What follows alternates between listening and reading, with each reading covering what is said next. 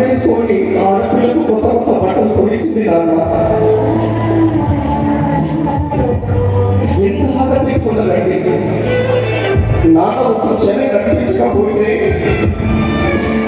ఆ ఇల్లంతా అయిపోతుంది. ఒక పాప అంటుంది, నాన్న ప్రతిసారి అన్నయ్యకి డ్రెస్ తీసేస్తాను తీసావనంటే ఆ నాన్న ఆ బిడ్డ కోసం డ్రెస్ తీసుకొని వస్తుంటే లారీ ముందు చెప్పుకుంటాడు. నాన్న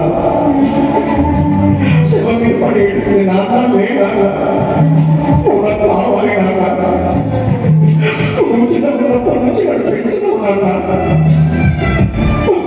చెప్పులు కుడించినావు నాన్న.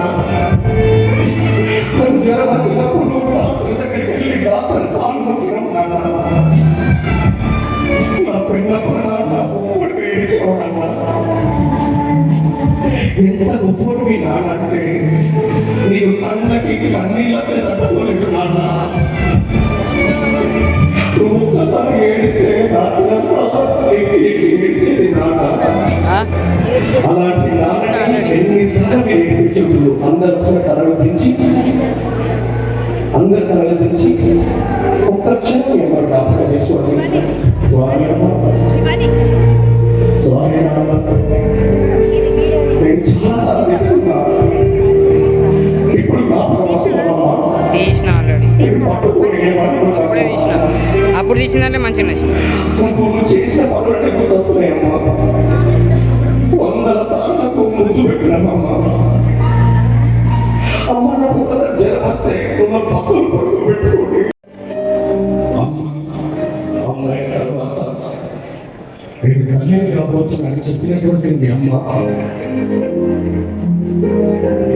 ఆ కడుపులో పడ్డప్పటి నుంచి అమ్మకి 1వ నెల, 2వ నెల, 3 నెలలు రాగానే మీ అమ్మ కడుపు అంతా పెట్టినట్టు అవుతుంది. రోజుకి బరువెక్కిపోతుంటే వాంతులవుతుంది. మీ అమ్మకి కడుపులు పెట్టినట్టు అవుతుంది, కడుపు తిరిగినట్టు అవుతుంది. పక్కింటి మనం చెప్తుంది, అమ్మ నేను తల్లిని కాబోతున్నాను, ఏమండి నేను గర్భవతినండి అని కలుగతున్నటువంటి అమ్మ 3 నెలలు నిండిన తర్వాత కూర్చుంటే విపరీతమైన నడుములో వాంతులు వస్తుంటాయి. ఒక్కసారి మీ తలని దించి మీ అమ్మని జ్ఞాపకం చేసుకోండి. 4వ నెల 5 నెలలు వచ్చిన తర్వాత మీ అమ్మకి నడవరాదు, కూర్చురాదు, గర్భం వస్తుంది. విపరీతమైన నొప్పితో తట్టుకోలేక ఆ గర్భం మీద చేయి వేసుకొని నా బిడ్డ స్వారీ చెప్తూ ఒక్క సెకండ్ కళ్ళు తెరిచిన తర్వాత ఎవరివన్నీ చూడదు, ఎవరివన్నీ మాట్లాడదు. ఒకే ఒక క్షణం గుర్తు చేసుకోండి. నేను తిరిగి ఏడ్చినావు, నువ్వు కోపకాస్తే ఏడ్చినావు, కానీ మీ అమ్మ ఎన్నిసార్లు నీ కోసం ఏడ్చి ఉంటుంది, ఎన్నిసార్లు గుండె పగిలేలా నీ కోసం ఎదురు చూసి ఉంటుంది.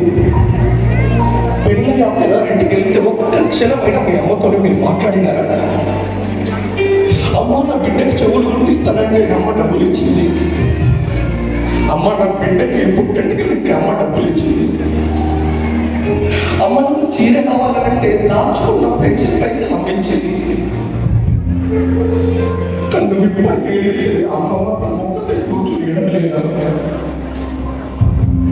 నువ్వు ఒక పర్లేదు మాటలు ఇంట్లో నుంచి బయటకు వస్తే నువ్వు చాతలని వయసులో ఏడ్చిందని ఎంత బాధపడి ఉంటుంది.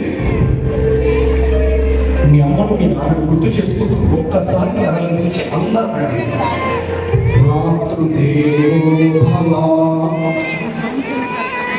మీ అమ్మను ఉద్దేశించి మీ అమ్మను తలుచుకొని గట్టిగా మాతృదేవో భవ,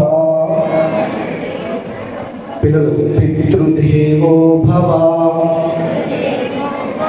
ఆచార్య దేవో భవ, మీ రెండు చేతులు గట్టిగా రబ్ చేస్తూ ఆ వేడెక్కిన చేతుల్ని మీ కళ్ళ మీద పెట్టుకోండి. ఆ కళ్ళలో మీ అమ్మ మీ నాన్నని చూస్తూ కళ్ళని పట్టండి.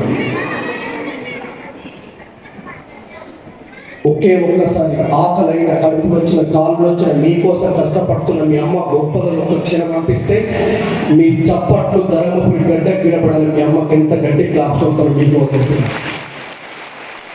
ఇంత మెల్లగా అస్సలు అనుకోవాలి. మీ అమ్మ నువ్వు ఎన్నిసార్లు ఏడ్చింది, ఎన్నిసార్లు ముద్దులు పెట్టింది, చేతులు జోడించి గట్టి కొట్టాల్సింది కూడా.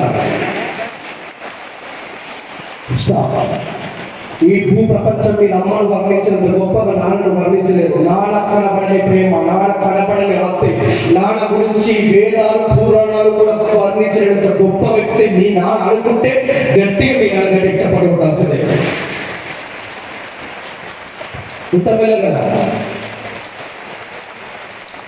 గట్టిగా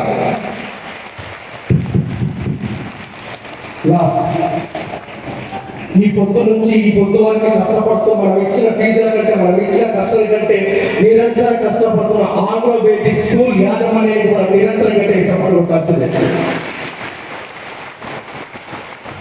ఒకసారి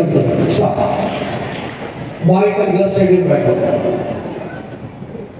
నోట్ వచ్చి మాట్లాడు అంటే మీ అమ్మ అంటే మీకు ఇష్టం ఉంటే, మీ అమ్మ అంటే మీకు నిజంగా ప్రాణం ఉంటే, మీ అమ్మని బాగా ఇష్టపడితే ఇంతమంది మా అమ్మ గొప్పది, మా అమ్మ నాకు చాలా ఇష్టం